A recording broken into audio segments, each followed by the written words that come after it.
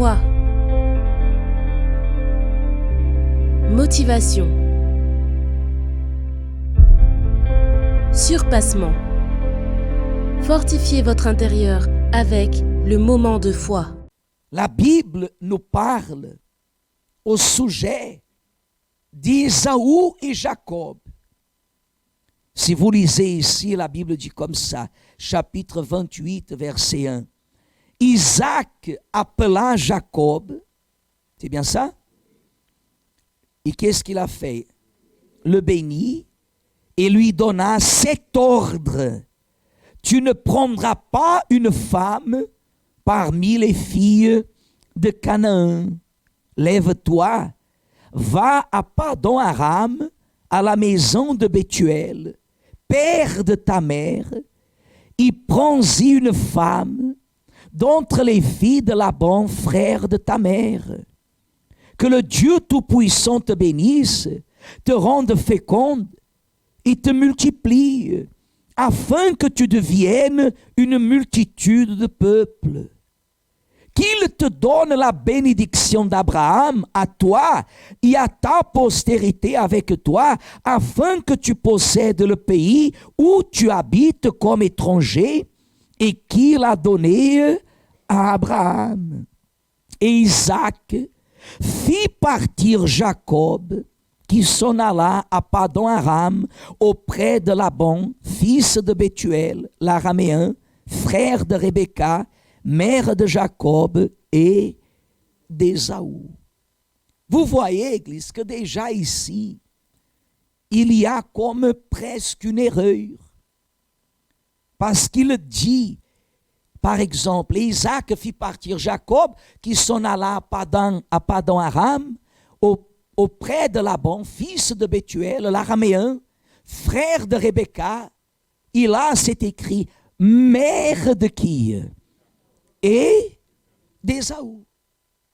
Mais là, aurait dû être écrit comme ça, mère d'Ésaü et de Jacob. Parce que le premier à sortir, la Bible dit que c'était qui? Ésaü.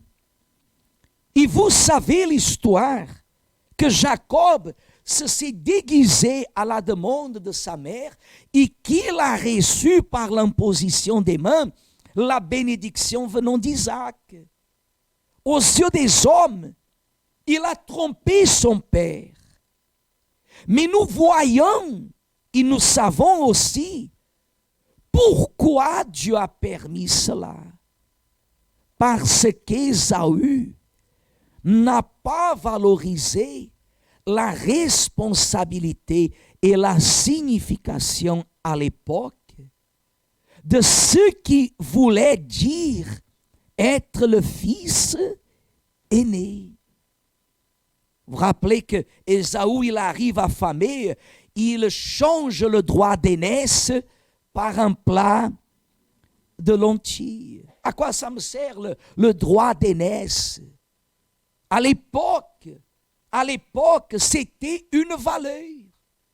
Mais même déjà à cette époque, vous voyez que là c'est écrit comme si Jacob, parmi les deux, il serait devenu le quoi? Le premier. Le premier. Pourquoi? Encore un exemple, au verset 6.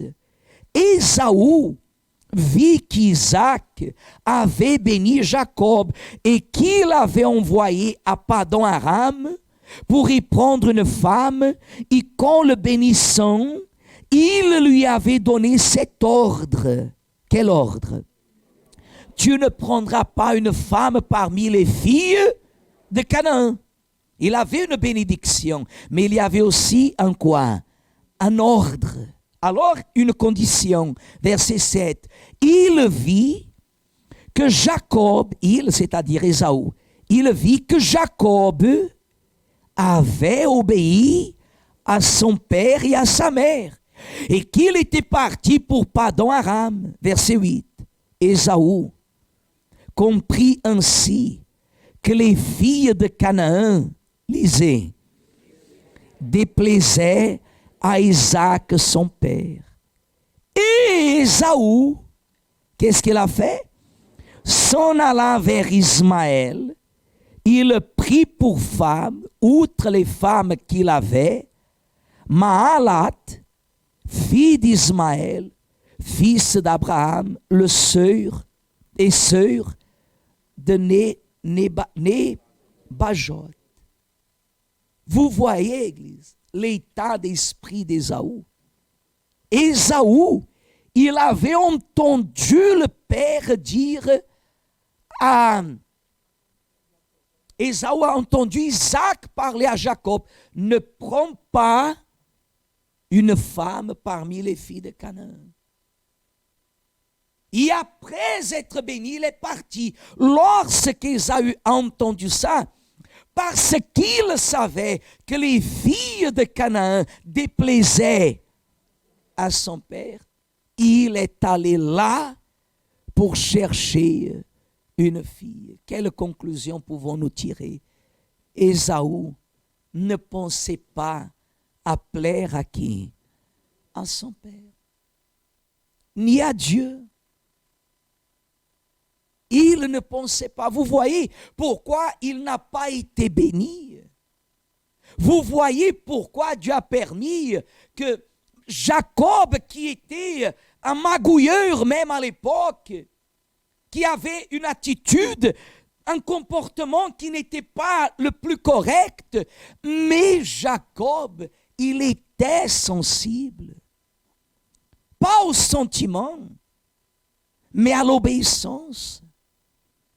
Jacob a toujours reçu une parole et il a toujours accompli cette parole.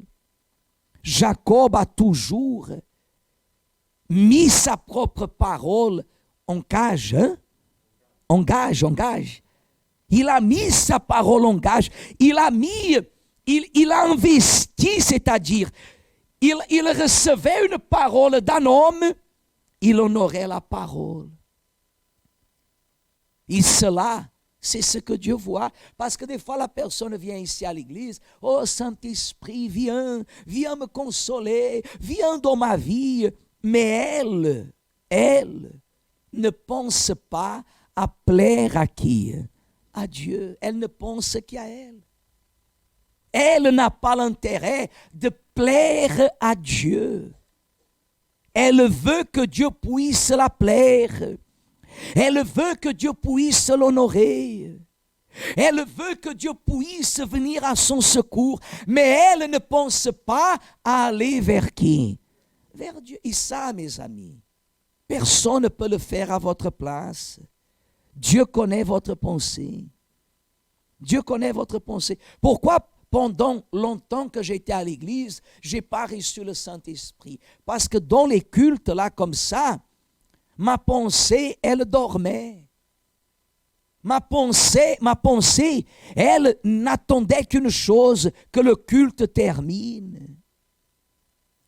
Quand la parole venait, ça devenait presque insupportable parce que je ne pensais pas à plaire à qui? À Dieu. Je ne pensais pas à ça. Je ne pensais qu'à une chose, que Dieu me protège et qu'il me donne une bonne semaine. Mais tout le reste, cela n'attirait pas mon attention. Mais il y a eu un jour que j'ai compris que c'était entre moi et lui. Et ça, je ne peux pas le faire à votre place. Je ne peux pas dire à Dieu, Seigneur, cette personne veut te plaire. Parce que je ne sais pas si vous voulez plaire à Dieu. C'est vrai ou c'est pas vrai? Ni vous ne savez pas si je veux plaire à Dieu. C'est vous qui devez le prouver. Et si vous le prouvez au moment de la prière, Dieu sait si vous êtes sincère ou si vous êtes une personne fausse. Dieu sait. Et si vous êtes sincère, Dieu va vous bénir. Et cette bénédiction ce matin, ce n'est pas une porte ouverte, un miracle. Il va vous donner ce qu'il a de plus précieux.